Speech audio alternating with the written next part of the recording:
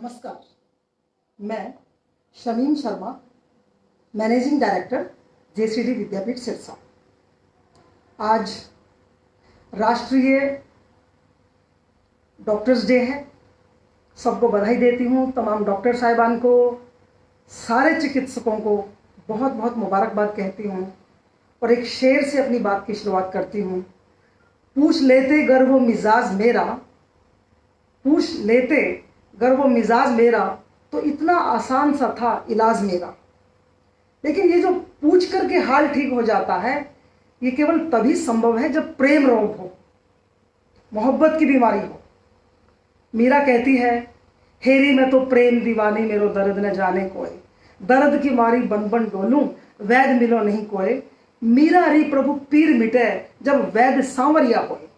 जब प्रियतम वैद बन के आए तो प्रेम रोग तो मिट सकता है, लेकिन गुर्दे का रोग, गोडे का रोग, मोढे का रोग, हमारे लीवर का रोग, हमारे दिमाग का दर्द, हमारे सिर का दर्द, हमारे बाजुओं में, कोहनियों में, हाथों में दर्द, हमारे पेट का दर्द, खांसी, जुकाम, कोरोना, कैंसर, इसके लिए तो आपको वैद्य के रूप में, डॉक्टर के रूप में प्रियतम नहीं चाहिए, बल्कि फिर तो एक प्रोफेशनल डॉक्टर की ज़रूरत पड़ेगी ही पड़ेगी। तो आज हम नेशनल डॉक्टर्स डे पे सभी डॉक्टर्स का बहुत बहुत अभिनंदन करते हैं, आपका बहुत बहुत सम्मान आपके प्रति जाहिर करते हैं। जब से ये सृष्टि बनी है और जब तक ये दुनिया रहेगी, तब तक डॉक्टर्स की ज़रूरत को कोई इनकार नहीं कर सकता। आज से हजारों साल पीछे चलते हैं।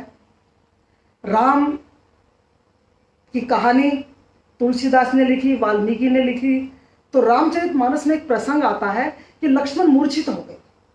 लंका कांड में लक्ष्मण मूर्छित पड़े हुए हैं। मेघनाद ने एक ऐसा तीर मारा, रावण के बेटे मेघनाद ने, कि वो अग्नि बाण, शक्ति बाण जाकर के लक्ष्मण के लगा। लक्ष्मण मूर्छित हो गए। और राम जो सृष्टि के नियंता है, रचयिता है, कर्ता धर्ता, पालन पोषण करता है, वो राम मानव के रूप में बिलख बिलख करके ऐसे विलाप करने लगे कि बस कहीं से कोई डॉक्टर मिल जाए और मेरा भाई ठीक हो जाए। और तुलसीदास लिखते हैं कि सुत बित नारी भवन परिवारा, होई जाहि जग बारही वारा।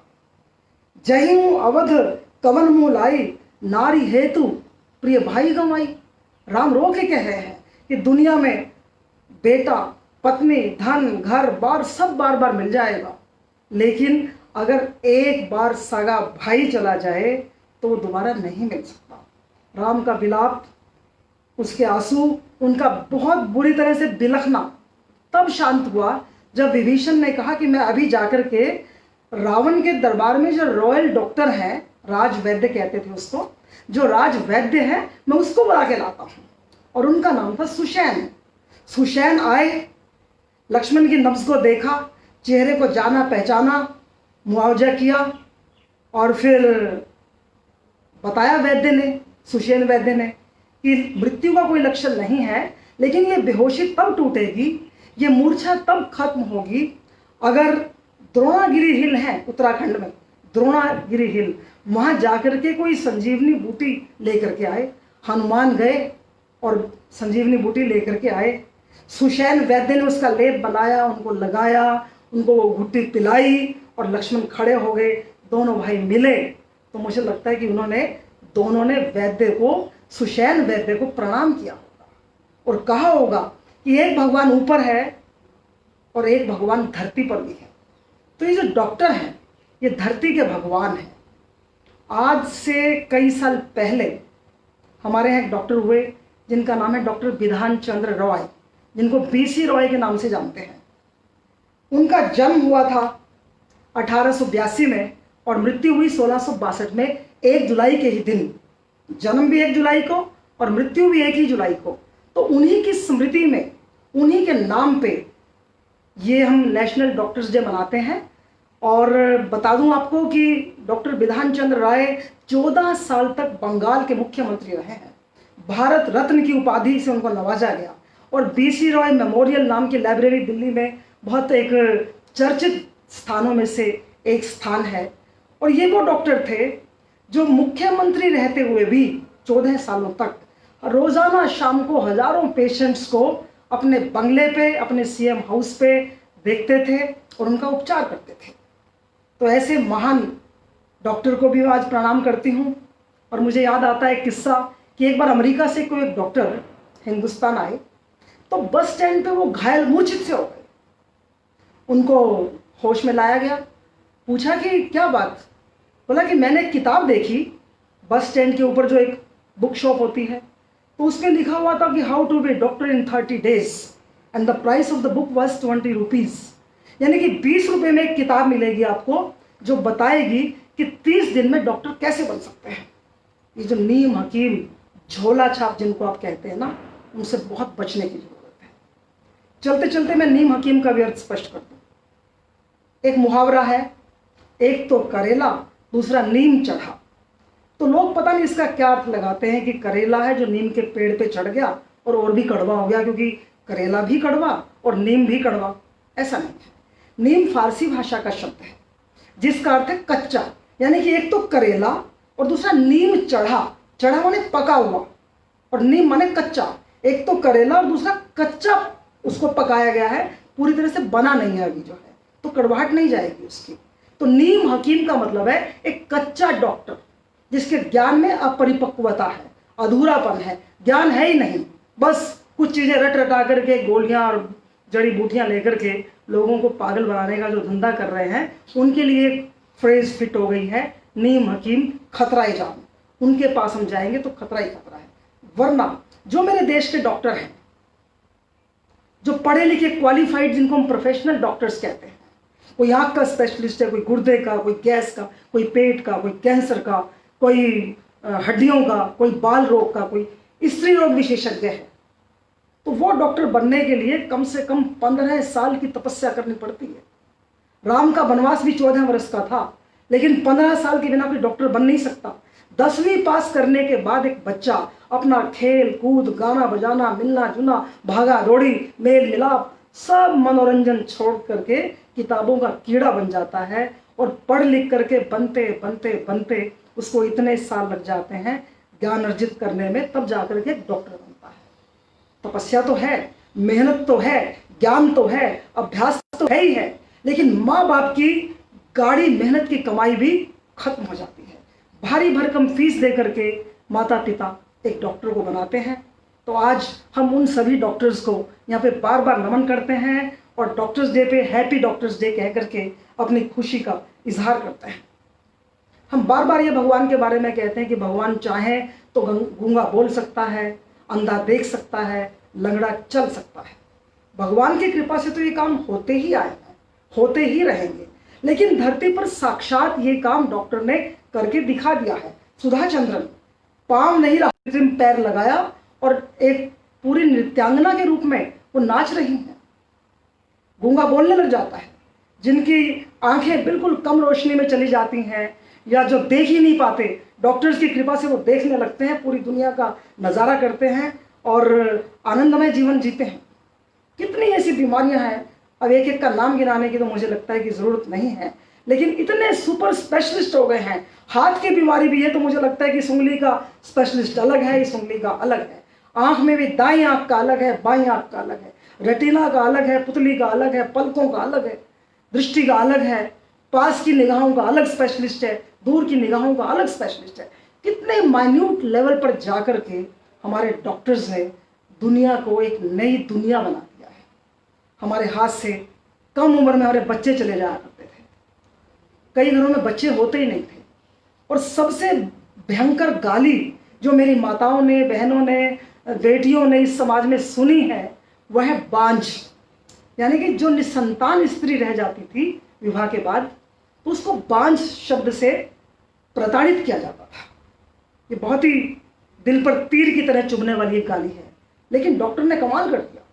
कितने ही मेरे शहर में डॉक्टर हैं, सिरसा में, हिसार में, हरियाणा में, कहीं कहीं हर जगह पे आपको ऐसे डॉक्टर मिल जाएंगे जो जिनमें प्रजनन क्षमता नहीं है, उन महिलाओं को भी माँ बना करके उनके आंगन में बच्चों की किलकारियों का संगीत पैदा कर दिया।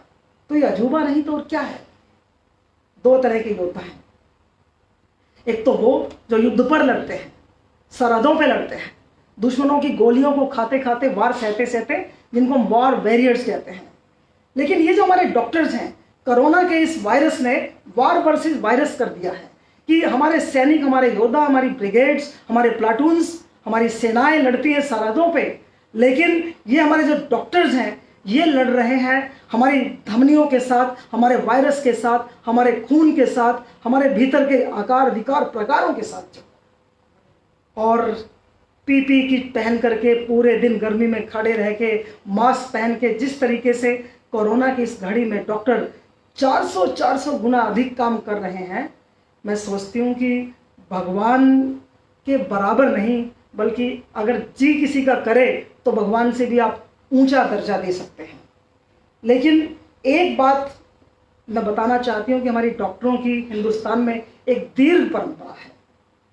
आज हमारे पास इतनी समृद्ध एलोपैथी है, लेकिन हमारा आयुर्वेद भी कम नहीं है। हजारों साल पहले धन्वंतरी ने, आत्रेय ने, सुश्रुत ने शल्य चिकित्सा यानी कि सर्जरी तक के हमारे यहाँ पर प्रमाण है। चरक संहिता में पूरे शल्य चिकित्सा करने के, सर्जरी के तमाम जितने भी औजार होते हैं उनका विस्तृत उल्लेख मिलता है। तो हम एक ऐसे देश के लोग हैं जहाँ का आयुर्वेद, जहाँ का आयु का विज्ञान, जहाँ का मेडिकल साइंस जो है पूरी दुनिया ने बेस मान करके डॉक्टर तैयार किए हैं। लेकिन कोरोना ने तो हमारे डॉक्टर्स को और भी अधिक महत्वपूर्ण दर्जा दे दिया है। और डॉक्टर आजकल यही कहते मिलेंगे आपको, रात की धड़कन जब तक जारी रहती है सोते नहीं हम, क्योंकि हमारे कंधों पर जिम्मेदारी रहती है। मैं अगर डॉक्टर हूँ, ऑपरेशन करके आऊँ, जब तक वो ठीक होकर चला नहीं जाएगा मुझे नींद नहीं आएगी। लेकिन हाँ, पिछले कुछ सालों में कुछ 2, 4, 5, 7% डॉक्टर्स के आचरण में, उनके रवैये में, उनके लोभ लालच में, उनके मोह में बढ़ोतरी हुई है, व्यवहार में कमी आई है, उनकी नैतिकता में, उनकी सामाजिक भावना में एक छोटी सी गिरावट, कहीं कहीं तो बहुत ज़्यादा भी हम अनुभव करते हैं। दो ही धंधे ऐसे हैं, दो ही प्रोफेशन ऐसे हैं, दो ही कामकाज ऐसे हैं जिनमें समाज प्रणाम करता है, नमस्ते करता है। एक अध्यापक को मिलते ही मास्टर जी नमस्ते, और एक डॉक्टर साहब नमस्ते। और किसी प्रोफेशन में, चाहे वो ऑडी या BMW के कार का मालिक क्यों ना हो, शोरूम का मालिक क्यों ना हो, बड़े बड़े जो हमारे थिएटर्स हैं, प्लाजाज हैं, उनके मालिकों को भी जाके कोई नमस्ते नहीं करता। किसी बिजनेसमैन को, किसी टाटा बिरला, कोई उद्योगपति को कोई नमस्ते नहीं करता। लेकिन समाज का सम्मान अगर किसी को मिला है, इज्जत अगर किसी ने किसी को बख्शी है, तो वो डॉक्टर हैं और चिकित्सक हैं। मैं समझती हूँ कि दोनों ही प्रोफेशन में कुछ हद तक गिरावट आई है, लेकिन ये गिरावट इतनी ही है जितनी कि आटे में नमक होता है, 5-7%। बाकी डॉक्टर्स आज भी पूरी तन्मयता के साथ, समर्पण के साथ, सेवा भावना के साथ, उनके पास खाने का टाइम नहीं है, घूमने का टाइम नहीं है, मूवी देखने का टाइम नहीं है, अपने माता पिता के साथ बैठ के बतियाने का टाइम नहीं है, अपनी वाइफ को, बच्चों को घुमाने पहाड़ों पर ले जाने के लिए टाइम नहीं है। वो तो अपने काम में लगे हुए हैं। एक टक, जैसे अर्जुन को चिड़िया की आंख के सिवा कुछ दिखता नहीं था, वैसे ही डॉक्टर्स को अपने रोगी, उनका उपचार, उनका इलाज और उनके सकुशल घर जाने के सिवाय कुछ भी नहीं दिखता। समाज में भी बदलाव आया है। अगर मेरा बच्चा बीमार हो गया है और बाय चांस डॉक्टर से वो ठीक नहीं हुआ और कहीं टेबल पे कोई दुर्घटना हो गई, तो वहीं पे शीशे तोड़ना, मार कुटाई, कदम चक्का, डॉक्टर को गर्दन से पकड़ लेते हैं, गाली गलौज करते हैं। ये अच्छी बात नहीं है। सांसें ऊपर वाले के हाथ में है, उपचार डॉक्टर के हाथ में है। मुझे लगता है कि डॉक्टर लालच तो कर लेता होगा, लेकिन किसी की जान से डॉक्टर खिलवाड़ करता होगा, ये तो मैं अपने भीतर साथ में जो मेरा अंतर मन है वहां से भी मानने को तैयार नहीं हूं। एक भी डॉक्टर ऐसा नहीं है जो जानबूझ के किसी की जान लेता हो, क्योंकि उसके हाथ में केवल इलाज है, उसके हाथ में केवल सेवा है, समर्पण है, सांसें किसी और की डोर से बंधी हुई हैं। इसलिए डॉक्टर को कसूरवार ठहराने की उस अवस्था में हमारी बहुत बड़ी अनैतिकता होगी, हमारी बहुत बड़ी एक ये भूल होगी। और सभी डॉक्टर, मुझे लगता है कि ऐसी हालत में एक ही बात कहते होंगे, नफरत का बाजार न बन, नफरत का बाजार न बन, फूल खिला तलवार न बन, रास्ता रास्ता मंजिल लिख, रास्ता रास्ता मंजिल लिख, रास्ता बन दीवार न बन, सबकी अपनी सांसें हैं, सबका दावेदार न बन। हम किसी का दावा नहीं कर सकते, इसको वहाँ लेके जाएंगे तो जीवन मिल ही जाएगा। ये अलग बात है कि डॉक्टर जीवन देते हैं, पुनर्जीवन देते हैं, और बहुत भयानक बीमारियों के दौर से बाहर निकाल करके घर में फिर से मंगल माहौल कर देते हैं। तो आज का दिन बहुत ही खास दिन है। दुनिया भर के तमाम डॉक्टर्स को, मेरे देश के सारे चिकित्सकों को, मेरे सिरसा, हिसार, हरियाणा के सारे डॉक्टर्स को मैं बार बार प्रणाम करती हूँ और डॉक्टर्स डे की बहुत बहुत शुभकामनाएं देती हूँ। नमस्कार।